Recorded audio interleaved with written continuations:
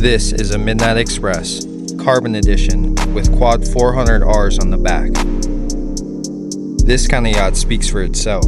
It'll cruise in the 70s all day. It's got plenty more in it, with the range to run a few hundred miles. But this isn't where the story starts. Alright guys, so we're here to take a look at one of our investment boats. It's a Midnight Express. Craziest boat on the water. It runs about 100 miles an hour and they're pretty badass. So this thing's fully loaded. We're checking it out today. So this is the kind of boat people search for and rarely find in the right spec. On paper, this is a serious boat. Clean title, everything about it says it should be on the water, not sitting here. But this one came with a story, that it doesn't run. And usually, that's where it ends. But standing here, looking at it, something didn't add up. Boats like this don't just end up in a yard. Which means one of two things. Either there's a problem no one's found yet, or no one's looked close enough. We're looking at the hull first, so we'll work outside then in, and the engines and the inside. We're gonna make sure that there's no soft spots, no holes, no cracks, no crazy stuff. There are some kind of cracks in some areas and stuff like that. It's not a big deal. That all can be fixed, but nothing is through the hole, so it's not that big of a deal. So you knock on the hull and try to find like soft spots all the way through it, but it's solid. This boat's, there's no problems with it. Main things are on these steps on the boats. It's double stepped all the way through. Usually a lot of the fast boats do that. There's no cracks in anything. That's the main points, because most of the time the bottom of the hull will either hit the ground or bottom out or rocks, anything like that. So yeah, it looks good.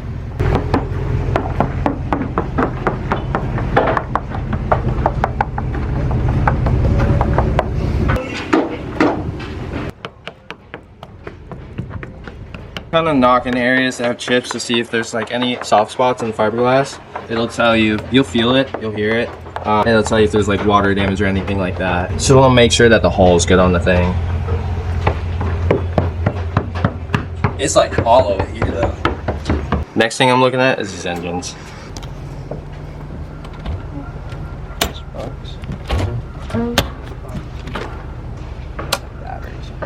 So we've located the batteries, which is where you want to start, because if it's not getting power, nothing else matters. And the second we looked at this, it changed everything. What we were seeing didn't match the story at all. If anything, it pointed to something a lot simpler. So we kept going up to the helm. It's got shower, speakers, there's a shower right here, lights and everything. Things are sweet. Got a battery charger. So these look horrible. They look horrible because they sit out in the sun all the time and they just get cooked. But they're supposed to cover these screens, which they look fine, but these right here actually have some wear on the sides. But it's on the exterior, but that's fixable. We can fix these. This is a big problem that we're gonna have to somehow fix. All of this is peeled up. Problem is that we're gonna have to match the color on it. So when you replace it, because they're worn in, they don't look brand new gray. So you're gonna have to figure out how to match it.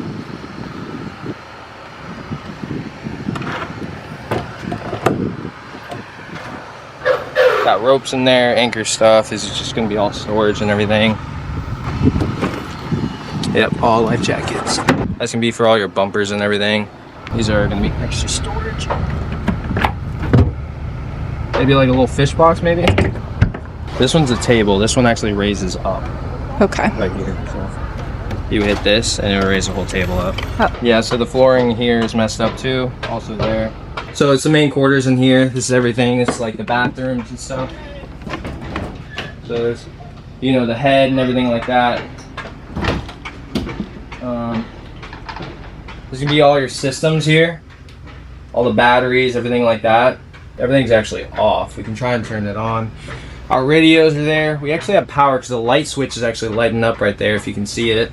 So I just turned on the power for the ignitions for the engines. All right, we're gonna call our guy we deal with. We just want to call him and see what we have to do to get it running and powered up. Everybody's looking at it like a repower boat. Now that doesn't mean it has to be repowered. That just means that yeah. Okay. Did you do a compression test on them? We just got word they're gonna send us over the engine survey, so we don't have to do it. Everything checks out fine. It has normal wear and tear and stuff like that, but I think it's all there. Then we just have to figure out the engines, maybe power up everything and kind of go from there.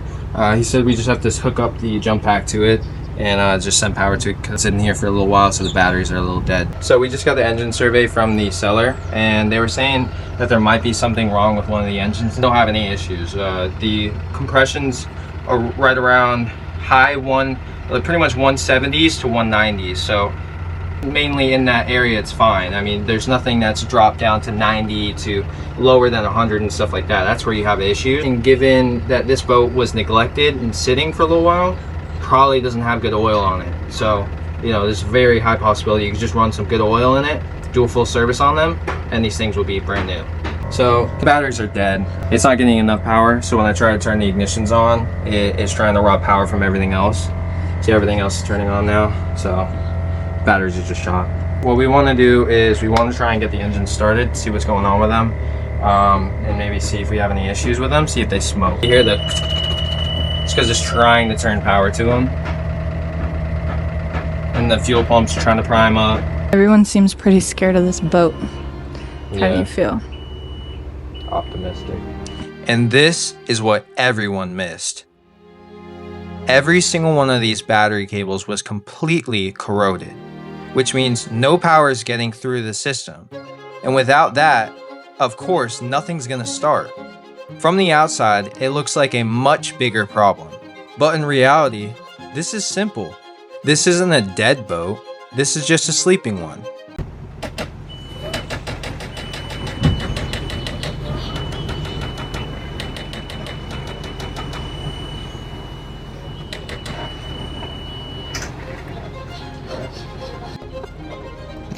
Hooking up power directly to the motor. If the batteries aren't able to deliver power, you need to bypass them. We are hooking up our jump pack directly to each motor and seeing what each of them does on their own. Because if they turn over, you know the engines are fine. Alright, what does that tell us? And at that point, you're not chasing a big problem anymore.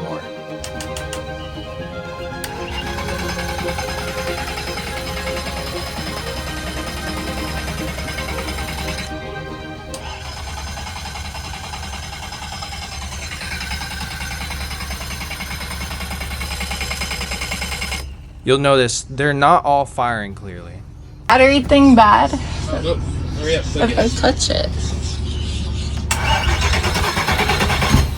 Do it again. Some turn over, some hesitate. Do it again. But that's not a mechanical issue.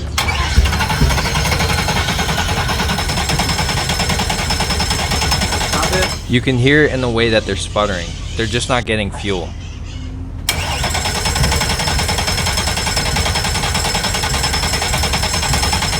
The important part is that they're turning over, which tells you everything you need to know. Alright, so we checked it out. Everything looks good. I think we're gonna purchase the boat. There's a few things that people aren't actually seeing on this deal, so it's a good thing, works in our favor. The batteries on the side are disconnected. The cables are all corroded out. The reason why they won't start is because it has no power to them. So that's the reason why. Everything else looks good. All the electronics work. It really is TLC. It really is a good boat. A lot of the paint's still good. A lot of it's covered by the SeaDeck stuff. So yeah, it's I think a very easy flip and a good boat to have for a little second. You get to have some fun with it and sell the thing. So very excited, very excited. So we bought the boat. There we go, things on the trailer. Hanging off the side a little bit. Absolutely crazy. Once we went through everything ourselves, it started to make sense pretty quickly. It's me up to it. On paper, this is exactly what it looks like. A seriously well-built boat in the right spec with everything there. It just hadn't been looked at the right way. Once we got our eyes on it and started to go through it piece by piece, it became pretty clear. Scared of a little grease? You get a little grease on you. Where? Exactly, we scared of. This wasn't the doesn't run situation everyone thought it was. From there, we were going off of what was actually right in front of us, not the story we've been told. And after that, it really wasn't a question anymore. So we loaded it up, strapped it down, and brought it home. And now, It's about to be home. we get to get into the real work.